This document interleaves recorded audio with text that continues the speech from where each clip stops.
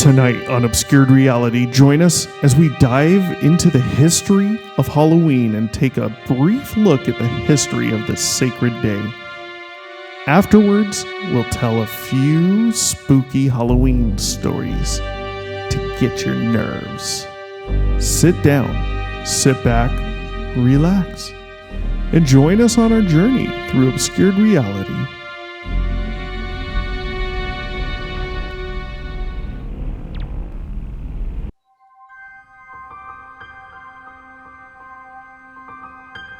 Welcome to another episode of Obscured Reality. Join your hosts, Mark and Stephanie, as they take you through a journey of the extraordinary, bizarre, and often frightening world of the unknown. Explore topics of the paranormal, UFOs, alien abduction, lost civilizations, mythical monsters, and other unexplained mysteries. Come along with us as we transcend into another dimension of obscured reality. Spooky, scary skeleton, he'll get you. Oh shit! Welcome back to Obscured Reality. Goddamn. I think I'm Mark. I think that's Stevie. Woohoo, caught me off guard. I didn't even know anything was happening. What's happening, Stephanie? I honestly don't know sometimes. I think I feel you, man. Jesus, what's happening tonight? It's like it's Halloween or something. Ooh. Spooky. Ooh. How about a little Halloween show? Liven it up. Make it look like you're scared, Stevie. Oh, wow. That's not scared. All right, guys. Let's do a short little Halloween show. After all, it's October 31st. Ooh. Spooky, scary Halloween. One of my favorite holidays. Yeah, I like Halloween. We're all decorated. We're ready to scare the living crap out of people. Works for me. Hey, I learned something new with these hand gestures. You folks out there can't see it, and I figured out why. Because it's not a thing with the program we're using for recording. It's a thing with Apple. Check this out. Pew! Laser show, bitches! Pew pew! Oh, wow. Yeah, that's an Apple thing. Imagine that. I guess you need something from 2010 or newer, Stevie, to do that. Oh, wait. Does that do anything? Wait. Nice try. What? I know. Yes. I'm trying to figure out when mine was made. 20. No, mine's 2014. 2007. Fuck off. Mine's 2014. I know. I was being sarcastic. I'm meaning something newer. I'm assuming. I don't know when. I'm going to assume probably something that's running the new OS. Or a newer OS. All right, guys. Hey, I got an idea tonight. How about a super short, quick, brief history of Halloween? Ooh. Just very short though. Nothing in depth. We'll do that right after Halloween, maybe. But and then maybe some Halloween stories and see what allegedly true stories there are. Yeah. So we're gonna skim through some stuff just for a brief background. And I'll be honest, I love Halloween. I don't know anything about it. Here's what I know.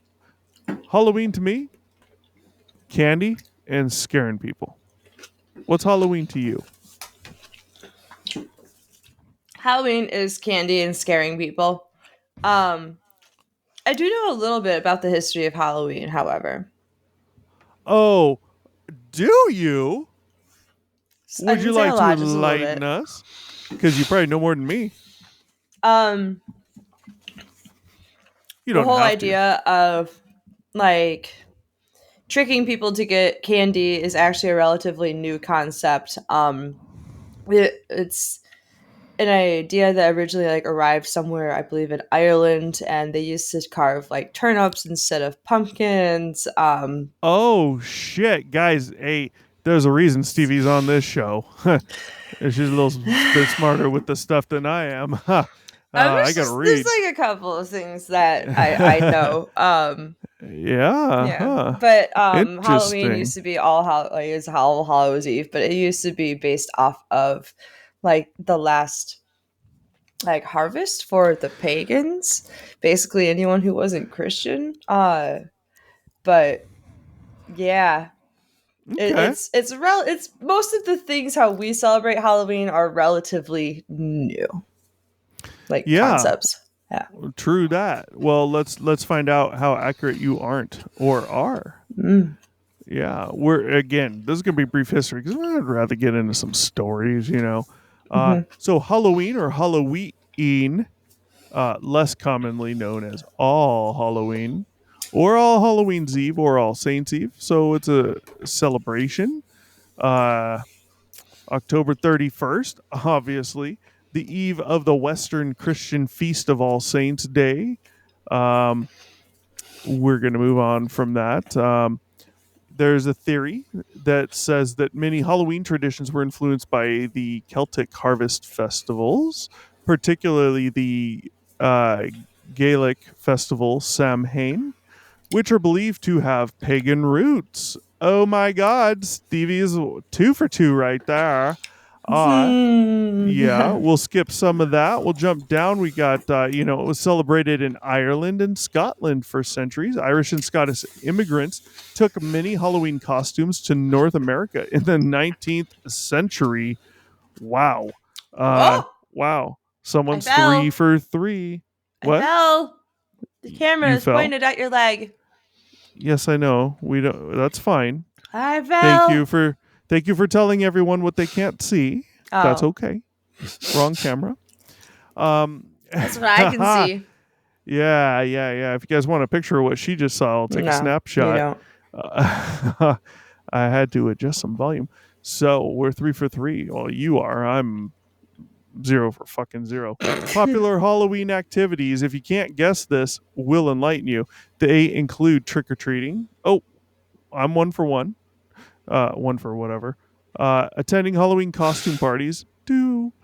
Carving pumpkins or turnips into jack-o'-lanterns. Lighting bonfires. Apple bobbing. Divination games. Ooh, that sounds interesting. Playing pranks. Spooky. Perfect.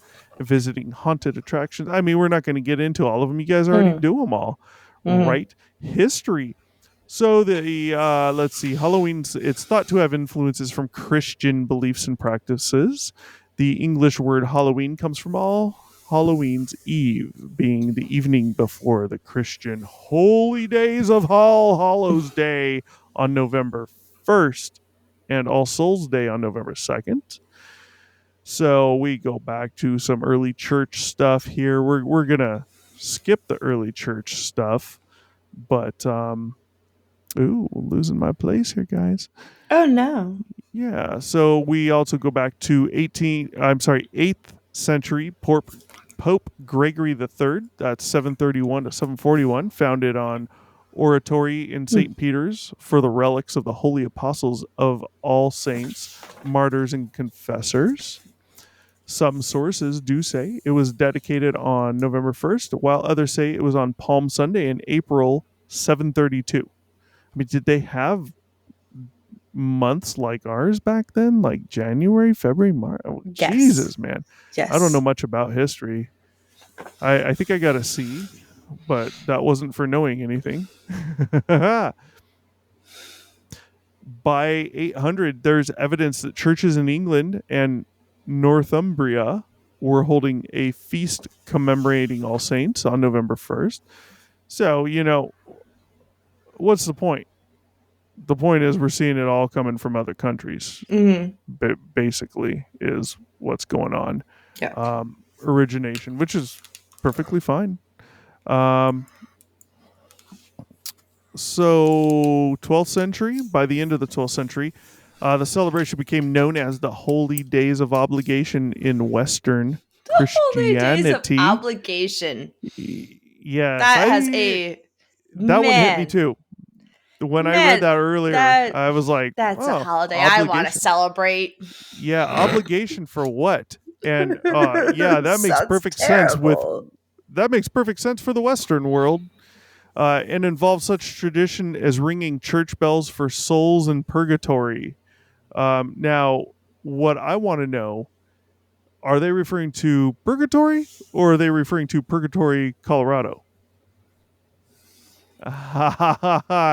Check it out, guys. Bigfoot in Colorado recently. Purgatory is right near there. Just saying. Colorado's better than Purgatory, but we'll see. Yeah. It was also customary for criers dressed in black to parade the streets, ringing a bell of mournful sound and calling on all good Christians to remember the poor souls. Sounds like what they're going to get to is probably like offerings and give us money. But that's like every Sunday. Right, but this is back then. The All Hallow Tide custom of baking and sharing soul cakes sounds like something Snoop Dogg would create.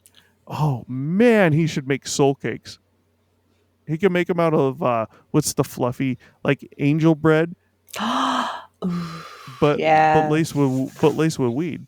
Yeah, that would be calls good. Soul cakes, motherfucker. Yeah, that'd be perfect, Snoop Dogg. All Hallow Tide custom of baking and sharing soul cakes for all christened souls has been suggested as the origin of trick-or-treating. The custom dates back at least as far as the 15th century and was found in parts of England, Wales, Flanders, Bavaria, and Austria. That's interesting. I heard a different origin story. Oh. Let me shut the fuck up. Enlighten me. I'm just saying that's very interesting because I've heard a different one. No, you continue. I'll tell you mine when you're done. Yeah, no, what did you hear though? I'm curious before we where, when, what? That it started like in England around I want to say the 18th century, 1800s. And it was simply that on Halloween, like kids would go up to doors and like be like, hey, either give me a treat or I'm gonna play a trick on you, trick or treat. And so they would give kids candy to, be like, here, safe passage, don't touch my house. But that's what I heard was the origin. That's interesting. Let me start that sentence over and see if maybe this plays back in your head here. Let me restart and then let me continue. Let's see. The custom dates back to at least the 15th century, so a little farther than you said. Yeah. And was found in parts of England, Wales, Flanders, Bavaria, and Austria. But groups of poor people, often children, would go door to door during All Hallow Tide collecting soul cakes in exchange for praying for the dead, especially the souls of the giver's friends and relatives. This was called souling. Soul cakes were also offered for the souls themselves to eat, and soulers would act as their representatives. Hold on before you continue. Hold on. Oh, that's awesome. I want to go souling just because it's called souling. Yeah, well, oh man, I don't even know where it's at now, but basically what all that had to do with was exactly what you had stated as well, which may come down a little bit later here, but it's literally the same thing you said, except for 15th century versus 18th. And so, intentionally having pranks played versus praying for souls. Well, they were giving out soul cakes to little poor cakes to keep them from vandalizing their houses. Is basically what it came down to. Little poor kids, not poor cakes. Well, yes, but I intentionally said poor kids. I heard poor cakes. Poor cakes. That's what I said. Yeah. Like, that's what I meant was poor kids. Okay. But by saying poor cakes, you got it right. Yeah. Oh boy. Okay. We're not going to go too much further, guys. No, that's actually really interesting. I've never heard that. I like that. That's really cool. Yeah. The whole like souling and like soul cake thing. It's really interesting. Yeah. So we're not going to go too much farther. I'll see if there's a couple more things that might be a little interesting in here, but I mean, a lot of this is just nothing more than traditions, right? Mm-hmm. It starts off at a certain time in a certain place is one thing, and then it just gets carried on as tradition, regardless of what the reality of the origins are, if there was any truth behind things, souls and this and that. There might be, there might not be. I'm not saying either way. I don't really care. If there is, great. If there isn't, great.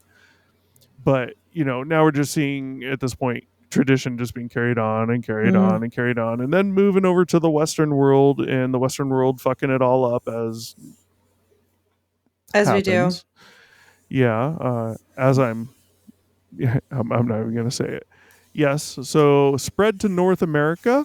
Let's take a look here. American colonists in the southern United States and Catholic colonists in Maryland recognized All Hallows Eve in their church calendars. Although the Puritans of New England strongly opposed the holiday, along with other traditional celebrations, including Christmas, almanacs of the late 18th and early 19th century give no indication that Halloween was widely celebrated in North America. It wasn't until after mass Irish and Scottish immigration in the 19th century that Halloween became a major holiday in America. So that kind of falls more in line with what you were saying, right? What you were saying was around 18th century, not 19th, but that's much closer than the 15th. So it kind of falls in line with it. We got symbols, artifacts, and symbols like jack-o'-lanterns, and turnips were being used at the time. But they were used, they were carried by geysers, Guisers, on All Hallows Eve in order to frighten evil spirits. There is a popular Irish Christian folk tale associated with the jack-o'-lantern, which in folklore is said to represent a soul who has been denied entry into both heaven and hell. En route home after a night's drinking, Jackoff encounters the devil and tricks him into climbing a tree. A quick-thinking Jackoff etches the sign of the cross into the bark, thus trapping the devil. Jackoff strikes a bargain that Satan can never claim his soul. After a life of sin, drink, and mendacity, Jackoff is refused entry to heaven when he dies. Keeping his promise, the devil refuses to let Jackoff into hell and throws a live coal straight from the fires of hell at him. It was a cold night, so Jackoff places the coal in a hollowed out turnip to stop it from going out, since which time Jackoff and his lantern have been roaming looking for a place to rest. Well, goddamn Jackoff. Stop it! God, Jesus, call him Jack, please. Yeah. There's your little Irish Christian folktale that's associated with jack-o'-lantern. That's what the O's. I mean, Jack-o'-lantern. We'll just call him Jack. Are we talking Office Space? Jack-o'-lantern. Jesus. The O face. Hey, yes, Office Space. I know. God damn, guys, you like Office Space? That movie's fucking great. I reference Office Space all the time, and people are like, "What?" And it's like, you they gotta swine. see that shit. I know. I work in an office in which we have a fax machine that's also a printer and everything else. That I truly just want Office Space sometimes, and no one gets the reference when I say that. And it's fuck all of you, Jesus Christ. Yep. Well, let's. I believe you have my stapler. My stapler. I'm gonna burn the place down. That's in the basement. Well, hey, let's finish up with some trick-or-treating real quick, because we all do that. Trick-or-treating, it's customary celebration for children on Halloween. Duh. They go in costume house to house. They ask for treats such as candy, sometimes money, with the question, trick or treat? I never knew that was a question. The word trick implies a threat to perform mischief on the homeowners or their property if no treat is given. The practice is said to have roots in the medieval practice of mumming, which is closely related to souling. John Pym wrote that many of the feast days... Did you call it mumming or mummying? Mumming. Mumming. Okay. Mumming. So John Pym wrote that many of the feast days associated with the presentation of mumming plays were celebrated by the Christian church. So we're not going to get too much in depth in that because, it's kind of boring. Let's read some stories. That's just a brief history. I mean, that's all that was intended. So let's look at some stories. You like stories, Steven? I love you stories. Like stories. You tell stories all the time. Little bullshitter over there. No. I was joking, but it sounds like there's truth to that shit. No. I mean, if you want to know a professional bullshitter, I can definitely introduce you to them, but I'm not allowed to contact them for 2 years. So. Oh, I was gonna say I was introduced to them 46 years ago. oh shit! All right, guys, the Enfield monster. In 1973, a man in Enfield, Illinois, told reporters that he saw a weird little creature lurking in his yard. He stated, it had 3 legs on it, a short body, 2 little short arms, and 2 pink eyes as big as flashlights. The police later found scratches on the door screen and footprints that looked like a dog's, but with 6 toes. If they do find it, McDaniel said, they will find more than one, and they won't be from this planet. I can tell you that. To this day, of course, no explanation's ever been found. Yeah, that's because no one looked into it any further. Yeah. The Suicide Hotel. In Colombia, the Hotel del Salto has more stories as one of the most haunted places on Earth, more than it does actual tenants. Turned into a museum, the hotel was designed by architect Carlos Arturo Tapias back in 1923, overlooking the Tequendama Falls. The views were said to be spectacular, but guests kept getting a little too close to the falls. Translated to Hotel of the Leap, L-E-A-P. Ooh. Sounds like it wasn't a leap. Sounds like it was a trip. The Hotel del Salto is full of stories of people leaping to their deaths. According to local legend, the indigenous Muisca tribe escaped from Spanish colonizers by leaping off the cliffs some centuries ago. What was some centuries before? Wait, how are you escaping from them if you're jumping to your death? I mean isn't that kind of the same escape. thing? Yeah, but they're going to kill you anyways, right? I mean, I guess it's on your own terms versus on your captor's terms. Sure. I don't know. Oh boy. Let's move to Iowa. Does anything happen in Iowa besides like potatoes? Slipknot. About it. Oh, no wonder they suck. Oh, that's just an opinion. Calm down. That's just an opinion. Woo! That's one person. Honestly, I've never really heard much of anything of Slipknot, and the little I've heard is just not my style. But I got no problem. Hey, you like Slipknot? That's cool. Comment down below. The Axe Murder House. The Villisca Axe Murder House in Villisca, Iowa, is a well-known tourist attraction for ghost hunters and horror lovers. I know of this murder house. And horror lovers alike. Yeah, let's really pronounce that word correctly. Horrors, I said. Horror lovers alike. The site of a gruesome, unsolved 1912 murder in which 6 children and 2 adults had their skulls completely crushed by the axe of an unknown perpetrator were purchased in 1994, restored to its 1912 condition, and converted into a tourist destination. It costs $428 a night to stay at the old haunted home, where visitors always report strange paranormal experiences, such as visions of a man with an axe roaming the halls or the faint screams of children. But in November 2014, the haunting took a darker turn. Robert Stephen Larson Jr., 37, of Rhinelander, Wisconsin, was on a regular recreational paranormal visit with friends when true horror struck. His companions found him stabbed in the chest, an apparently self-inflicted wound. Called 911, and Lorson was brought to a nearby hospital before being helicoptered to Creighton University Medical Center in Omaha.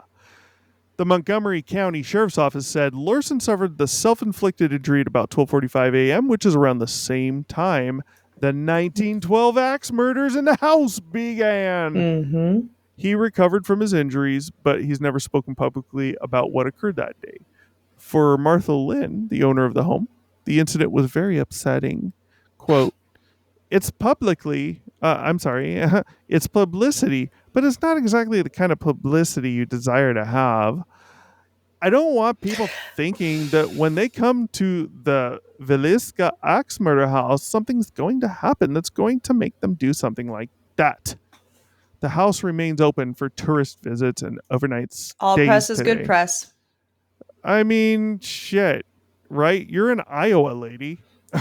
Take what you can get, because ain't nobody vacationing there. So, you know. Yeah, I know all about that. Yep. Yeah. 2 of those kids weren't even of the family. They were 2 kids that are actually spending the night.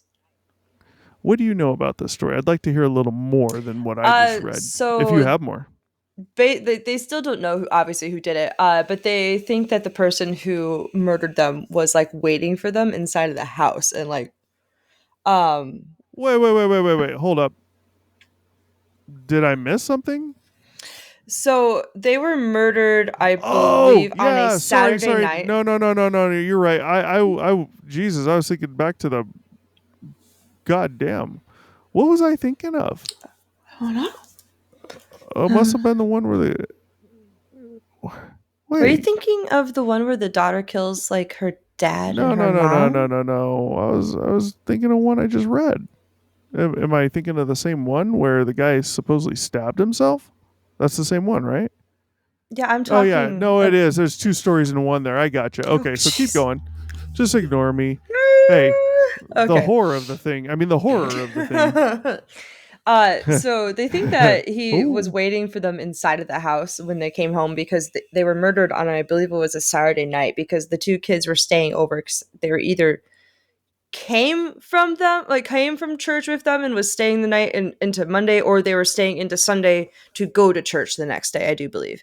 But yeah, they were found all just murked in their bed, which is really interesting when you think about it, because when they started going to town, when they it takes more than one blow to kill a motherfucker with an axe. Like, well, it was their skulls were completely crushed. So you could do that with one swing of the axe, man. True, but at the same time, when you have multiple people in one room, you're going to wake up the other motherfucker.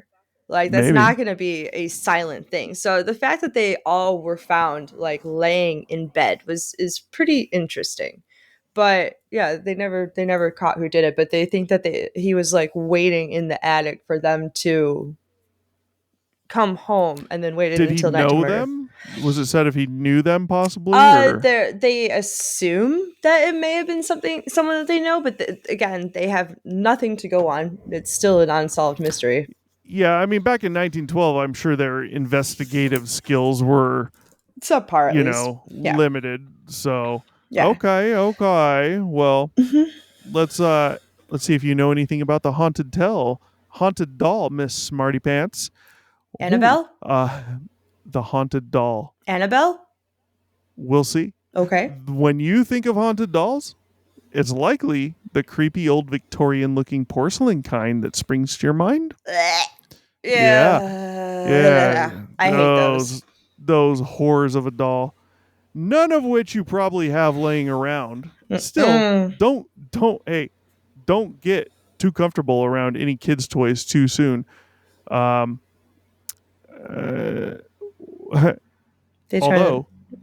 Although a Disney's Frozen Elsa doll that was gifted for Christmas in 2013 in the Houston area, that's Texas, it made headlines earlier when it seemingly became haunted. So this is from KPRC2 Houston News. The doll recited phrases from the movie Frozen and sang, "Let it go," when a button on its necklace was pressed. Wah! Scary! Terrifying. For 2 years, it did that in English, said Mother Emily Madonia. In 2015, it started doing it alternating between Spanish and English. There wasn't a button that changed these. It was just random. The family has owned the doll for more than 6 years and never changed its batteries. The mother says the doll would randomly begin to speak and sing, even with its switch turned off. Okay. Some of that sounds like maybe a little, oh boy, what's the word I'm looking for? Unhappy with your job. What's that called? Sounds like a ticked off person at Disney helping make these dolls who, let me sing Frozen in Spanish real quick.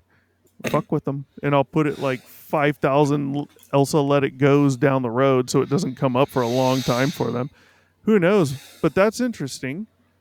I think it'd be more interesting if it started doing it in other languages, but you need proof of stuff, and especially like, it was turned off and it would randomly do it. I mean, I can't tell you how many times we've had a kid's toy, especially when they were younger, go off at random times in the middle of the night, and you think they're off, but it turns out they're really on, or they have that mode where it's on, but after a period of time, it just shuts off, but it's still on. I mean, there's nothing to say that can't just trigger at any given time. Who knows? Maybe there's the slightest amount of electrical interference somehow, and it just goes. I mean, your house is full of energy. Electrical items. Everything you use is electric. Who knows? So, in 2019, the family decided to throw the creepy doll out. Weeks later. Weeks later, they found it inside a bench in their living room. The kids insisted they didn't put it there, and I believe them because they wouldn't have dug through the garbage outside. Hold up. I don't know how old these kids were, but every kid would dig through the fucking garbage outside. I'm sorry, and that's the first thing that came to mind. Yeah. Exactly. Especially if they didn't want you to throw it away. Yeah, that's the first thing that came to my mind before I even got to that part of it. Yeah, of course they would, honey. Yeah, they would. Come on, Madonia. Ole. Oh. At that point, Elsa ceased to sing the English rendition of Let It Go altogether, speaking only Spanish when pressed. The family then double bagged the bizarre doll and placed it at the bottom of their garbage, which was taken out on garbage day. They went on a trip shortly after, but when they returned, Elsa too had come back and was waiting in the backyard of their home. This time, the family mailed Elsa to a family friend in Minnesota. Hey, nothing says fuck you like, here's our haunted doll, who taped the haunted doll to the front bumper of his truck. It doesn't seem to have made its way back to Houston yet, as per Madonia's latest February Facebook update on the creepy doll. That's because your kids aren't around to retrieve it. They can't travel all the way out to Minnesota. Right. Alone. I feel like the whole Spanish thing, maybe just because of like the way it might be programmed, it might be right. It might have both in it depending on where it's being shipped to, and it just like malfunctioned and started switching between the two of them. I mean, I'm sure Possibly. that doll wasn't exactly treated kindly. It was probably beat up, dropped, kicked, whacked. Like, yeah, I mean, I was not kind to my dolls. Yeah, I mean, I can come up with plenty of explanations for this one, but we need proof. Like, well, then pull out the videotape and start recording. That's going to be your best bet. And get recordings of English and Spanish from the same doll, not just Spanish. You know. All right. Well, what should we go to? We have an exorcism, a deadly exorcism. We have dead animals in the walls. Ooh, that sounds a little bit better than an exorcism to me. What do you think? Florida. Oh, shit. Florida man. Florida devil worshipping. We're going to Florida. Fuck it. Yes, it's always Florida. Yeah. Florida, you never failed to deliver. Yeah. Good Lord. Well, Right now, neither does America. All right, Florida devil worshipping. Here's another story. Friends noticed that Danielle Harkins, a 35-year-old school teacher near St. Petersburg, Florida, started acting strangely in June 2012, developing an interest in demonic rituals. Sounds like drugs. Soon after, she was arrested for abuse of 7 of her former students, as the Tampon Bay Times reported. Danielle Harkins told the kids they needed to rid their bodies of demons as the group gathered before dusk Saturday around a small fire near the St. Petersburg Pier. They should cut their skin to let the evil spirits out, police said she told the kids. Then they needed to burn the wounds to ensure that those spirits would not return. When Harkins held a lighter to one teen's hand, wind blew the flame out, police said. That prompted her to douse his hand in perfume before setting it on fire. The boy suffered second-degree burns. Another teen was cut on the neck with a broken bottle. Harkins used a flame to heat a small key, which she then used to cauterize the wound. I mean, this sounds to me like a kid who's seen some stuff on TV that they shouldn't have seen without any parenting at all. Just a recluse that thinks they can do whatever the fuck satanic. they want. It's not satanic by any means. Yeah, that's not. Especially if they're doing it to keep the evil spirits away. Like, that's just a little too godly, but that's not satanic. Yeah, it sounds like a kid with a stronger personality than the others, and they probably all like the kid up to that point, and the kid's demanding, and other kids don't like confrontation and put up with her crap and do what she says until they get to this point, and they're like, oh, fuck this. So the police were notified because a friend of one of the students who participated in the ritual raised alarms. However, none of the students themselves told their parents about the event or would comment following the arrest of Harkins for aggravated battery and child abuse. Right. None of the students told their parents because they were probably doing some shit they shouldn't have been doing. I don't know, man. I feel like they knew they weren't supposed to be doing. Yeah, I don't want to jump to conclusions, but I mean, that's just how it reads to me, you know? I mean, they're with a teacher, too, right? How old is this person? Let's see. That's true. My bad. You know, I had 2 margaritas tonight, and these are big margaritas. We're talking. Was it one of the buzz balls? One of them, like fishbowl style. Oh wow! Cups. Sounds actually really good. And what they do is they put this little clip on the edge of it, and they take one of those little shot bottles you can get from like Bevmo or Total Wine. And they stick it on there, don't they? They turn it upside down, put it in. So as you drink it, you can pull it up and let a little bit out. They're already strong. I was counting. I used to bartend. I was counting when she was pouring the tequila in there. And I'll tell you, she definitely put probably about 2.5 plus shots in each of the 2 I had. So I'm missing a little shit tonight, guys, but that's fine.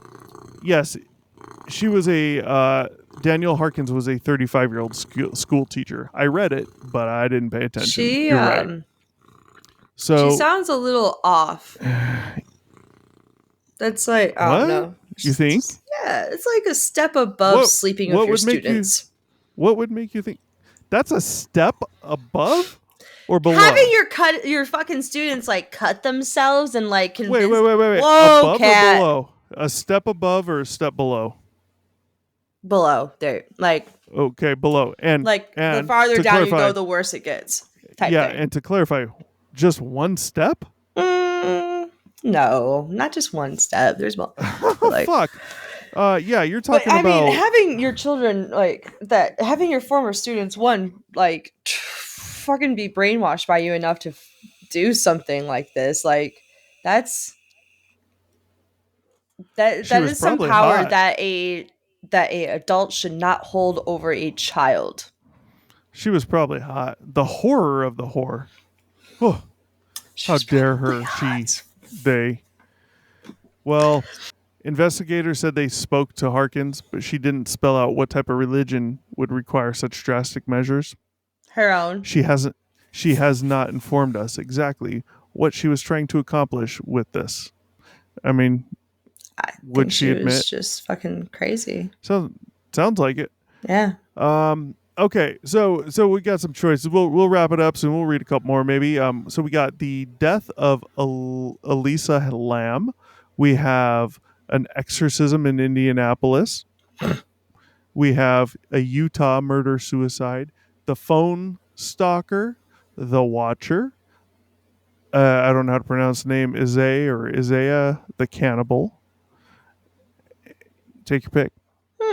Let's We got talk the about. cannibal, the Watcher, the stalker, Utah murder suicide, exorcism in Indianapolis, and the death of Elisa Lamb. What is the difference between the Watcher and the Stalker? Because that's kind of the same thing. I don't know. All right, well, let's do the Watcher because the Stalker, Okay. I understand what they're doing, but what's the Watcher doing? Is the Watcher just a peeping Tom, or is the Watcher like something super creepier? Yeah, and specifically the stalker was the phone stalker. Okay, Oh, the Watcher. it's coming from within the house. Well, fuck it. Let's do the Watcher. Then let's take a look at the stalker. Okay. The Watcher. After moving into their $1.3 million dream home, a New Jersey family started receiving creepy death threats from someone who identified themselves as the Watcher. Since moving in, the owner said they have received numerous letters from the mysterious person. The Watcher claimed the home has been the subject of my family for decades, and I have been put in charge of watching and waiting for its second coming. No, no pun intended. The new owners have several children, and other letters asked, have they found out what's in the walls yet? And I am pleased to know your names now, and the name of the young blood you have brought to me. The family was forced to flee from their home and later filed a lawsuit against the previous owners. How about a little more info, guys? Why were they forced to flee their home? Were they forced? I feel like they weren't forced per se, like, get that fuck I know, out. I get, But I yeah. feel like the situation forced their hand. Like they had no other. Yeah, I'm sure. I Clickbait. get that, yeah. Yeah, I mean, need a little Mm. more to that story. But, okay, well, then let's go to the phone stalker and we'll wrap it up. In 2007, ABC News documented a series of cell phone calls. That's good. A news agency documented something, so that's good here. Adds a little more credibility. Mm. They documented a series of cell phone calls to families with terrifying specific death threats. The unidentified callers knew exactly what families were doing and what they were wearing. Okay. I don't like that. You have my attention. Yeah, you got Yeah. my attention too on the. I don't like that. The families say the calls come in at all hours of the night, threatening to kill their children, their pets, and grandparents. Voicemails arrive, playing recordings of their private conversations, including one with a local police detective. The caller knows the families said that what they're wearing and what they're doing, and after months of investigating, police seem powerless to stop them. This went on with the Kaikenol family for months, who reported a caller with a scratchy voice threatening to slit their throats. When the Fircrest, Washington police tried to find the culprit, the calls were traced back to. Oh, I'm getting the chills. Oh, don't The tell me calls it's. were traced. The calls were traced back to the Kuykendall's own phones, even when they were turned off. Okay. So now it's got to be someone at the cell I phone was just company. joking when I said it's coming from within the house. I was just joking. That's creepy guys, as oh, fuck. nope, not creepy. It just means it's someone at the cell phone company. That's Yeah, not how that's that weird. works. Yeah. So we're getting more credibility here because we're getting reports from the Washington police saying, hey, these were traced back to their own phones, and they were traced back at times when the phones were turned off. I mean, do cell phone companies know when someone's phone is actually turned off? So not so much cell phone companies, but like say if it's a home phone, it's literally a code that we throw on to an account. Like if that code is not there, they don't have a home phone. If that code is there, they get a home phone. But I mean, I don't know how it is back in the day. How long ago was this? Like what year? 2007. No, it said a series of cell phone calls. So I want to Oh know, yeah. do cell phone companies know when someone's cell phone is actually turned off? Like so That here's doesn't my point. hold The on. police were investigating this, okay? So that means that these events happened prior to the police investigating. So at the time of investigation, the police were able to pull records that showed that these calls were coming from these people's own phones and that these were happening even when the phones were turned off. That's very strange that it would be a cell phone because cell phones weren't still really a thing in 2007. And there's no way Yes, they that they were. would be able to not well, I mean they were, but they weren't like Not as big as today, common. but they Yeah. were a thing. I know they were a They were thing. a They're thing. not nearly But as common. But I'm like just wanting how would to. you know where the calls are coming from on a cell phone? They can't try like I mean they can triangulate and like guesstimate this like where you are, but they can't pinpoint where calls are being made from unless it's a No, but home phone. if they go back and investigate and they contact the cell phone company, the cell phone company will see, oh, the call came in from this number. Oh, it's that person's own number. That's I mean, they can see that but is it stuff. their cell phone number that's calling them or is it their home phone that's calling their cell phone? Said their own phones. So that would lead me to believe the same cell phones that they receive the calls on or the voicemails. Hmm. So that's interesting, even when they were turned off. But it got worse. The Kuykendalls and two other Furcrest families told ABC News that they believe the callers are using their cell phones to spy on them, obviously. They say the hackers know their every move, where they are, what they're doing, and what they're wearing. The callers have recorded private conversations, the families and police said, including a meeting with a local detective. Okay. So I don't know. That's interesting. Uh, Yeah, that's kind of 2007 creepy. like that's just hard for me to believe that there was like technology like that in 2007. Yeah, cell But phones were out way before that. Cell phones, they first started coming yeah. out. The first one came out when I was in high school. I know that because my I dad just had didn't think it it was like because he worked hackable for the microchip technology at company. that time because it was just like they didn't Wouldn't it be more hackable then? probably even yeah, true. Wouldn't they be? Let's see. Hmm. The Access to the Motorola, the Motorola Dynatac TAC 8000X came out in 1983. It became the first commercially available handheld cellular mobile phone. The first handheld cellular mobile phone was whatever. I don't yeah, care I about just that like shit, we got but our first cell phone in 2003 like as a family. I didn't have my own first cell phone until about 2007 like but of that was course, just yeah. simply like me going to you That know was you being young and no need for one at that time, I had no need for one. Definitely had a you need know. for one. But Well, you know what I mean. I remember my dad had one of the very first ones, and that's a because bag phone? he worked for the semiconductor company Hmm. that made the shit for this stuff. So he had one immediately. They gave him one, and his was the big base unit with a cord going from the base unit, like a home phone, Mm. a coiled cord going to the hand device that looked just like your phone in the home, and the big base unit with the Mm. numbers on it, and he'd set it in the where the armrest, the center console armrest would be. Plugs into the cigarette lighter. Um, yeah, and that was I was in high school, so that was I just like 93, 94. yeah, well, I mean, yeah, they were a thing then. I get that, but like they just weren't so common with everybody. I just didn't think that like they No, had like definitely hackable not. technology like back in 2007 like where they were the phones were I mean everything's hackable. I just didn't think it was Yeah, like who says it was hacked? This is ghostly shit happening, mm, Stevie. ghostly. This is a ghostly hacker, not a human hacker. Oh, sure.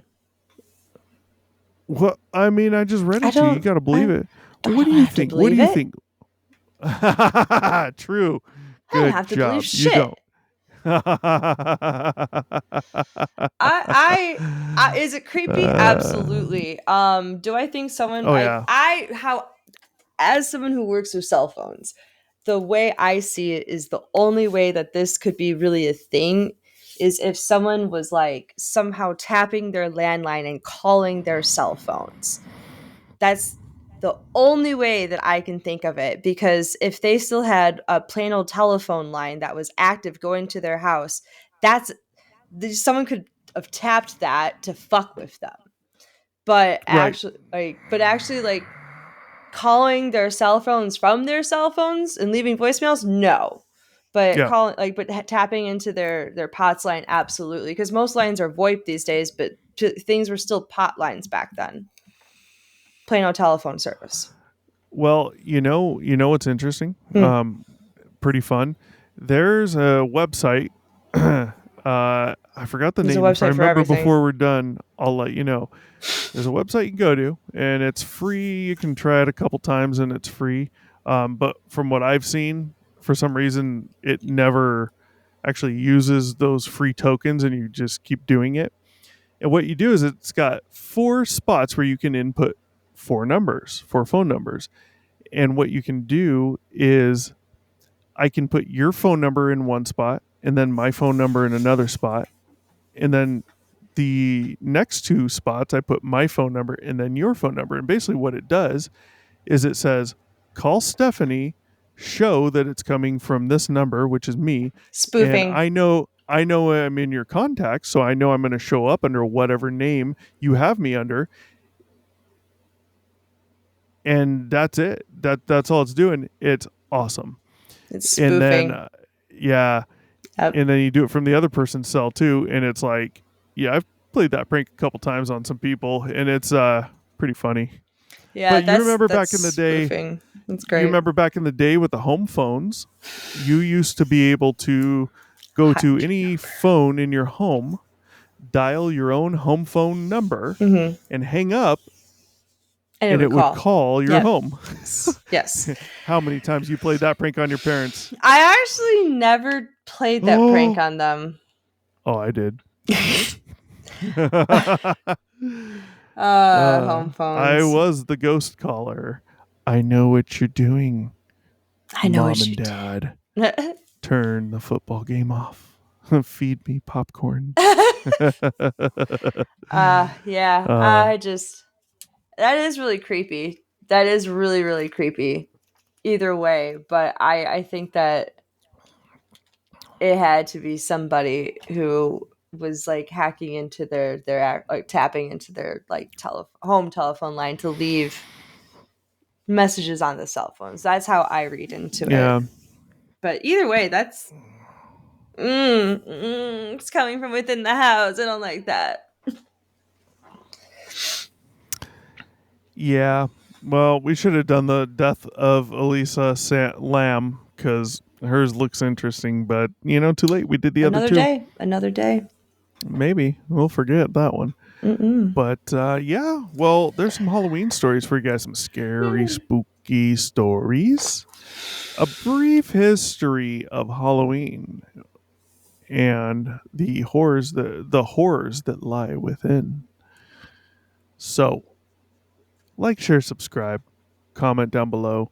If you have a personal story of your own, something spooky, Halloweenish that happened that you think might be paranormal and you don't have an explanation, send us an email at obscuredr1@gmail.com. Type story in the subject line and tell us your story. We will share it for you anonymously on here, or we will reveal your name if you'd like. Up to you. If you'd like to come on the show, super simple for you to do.